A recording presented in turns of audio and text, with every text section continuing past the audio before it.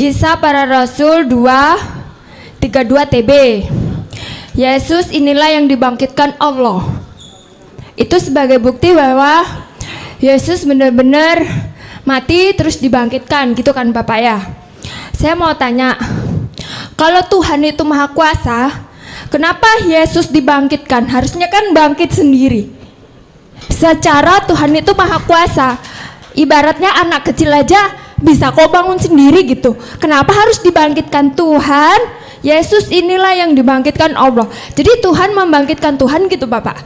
Jadi seolah-olah Tuhannya ada dua. Terima kasih.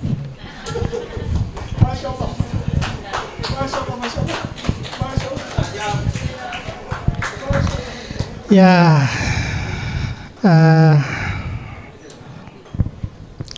jadi begini, itu kalau kita bahas itu sebenarnya memang itu lari dari topik kita, karena itu sudah menyangkut masalah ketuhanan Yesus. Nah, saudara mau terima atau tidak terima, tapi saudara paham bahwa memang orang Kristen percaya doktrin Allah Tritunggal.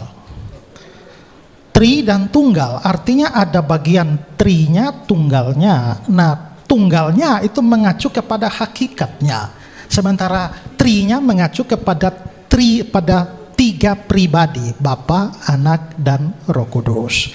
Jadi kalau ditanyakan bahwa kalau begitu Allahnya ada dua, enggak. Kita nggak percaya demikian, tapi itu kalau dibahas, kita sudah jadi bahas masalah doktrin Allah Tritunggal.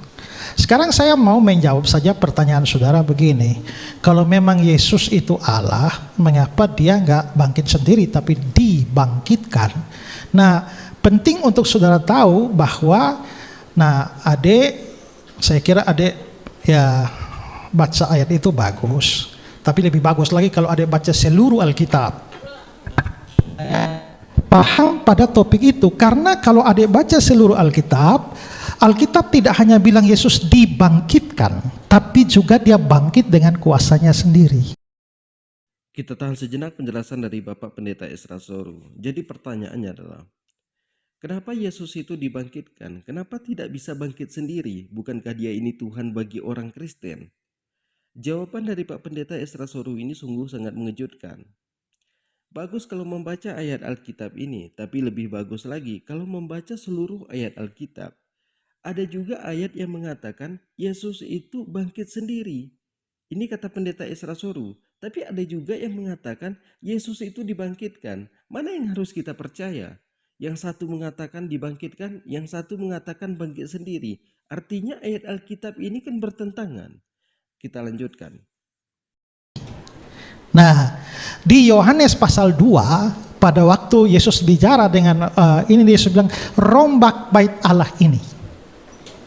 Ya, dan dalam 3 hari aku mendirikannya kembali. Lalu orang-orang Yahudi bilang, umurmu belum sampai 50 tahun dan engkau mau mereka mengatakan, mereka merasa bahwa dia orang membangun bait Allah ini dan kamu mau bangun dalam 2-3 hari. Nah, tapi Yesus berbicara tidak secara harfiah di sana. Dia bicara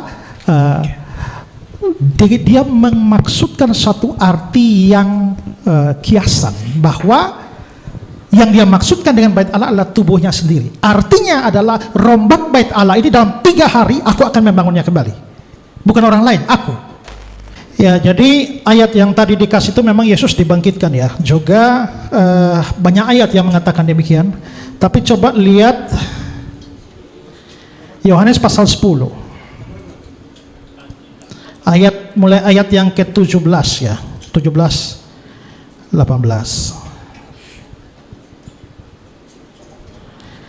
Yohanes 10 17 18.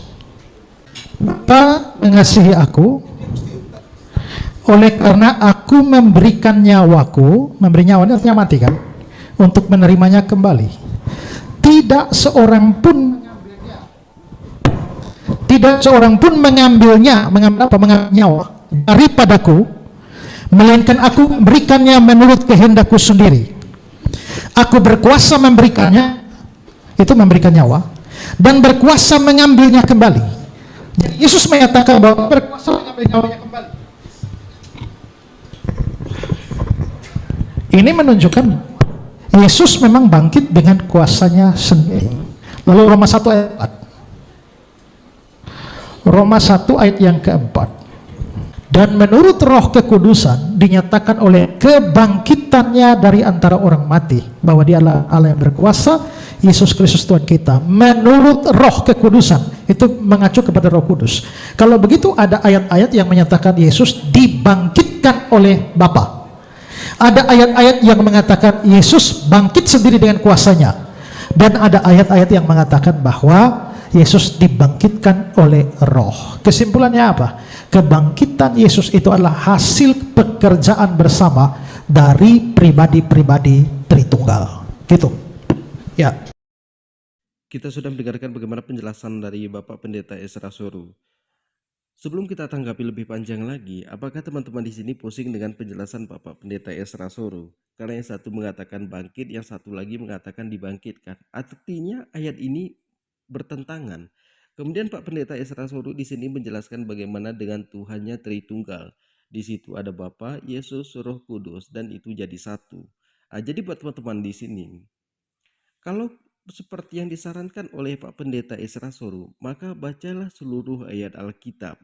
Kalau kita membaca seluruh ayat Alkitab, mulai dari pertama sampai yang terakhirnya, kemudian kita memahami bagaimana dengan setiap ayatnya, di mana ayat Alkitab ini sangat banyak sekali bertentangan antara ayatnya. Bahkan ayat Alkitab ini bertentangan dengan ilmu pengetahuan, dengan sains, teknologi, meteorologi. Apakah bagi teman-teman di sini masuk akal bahwa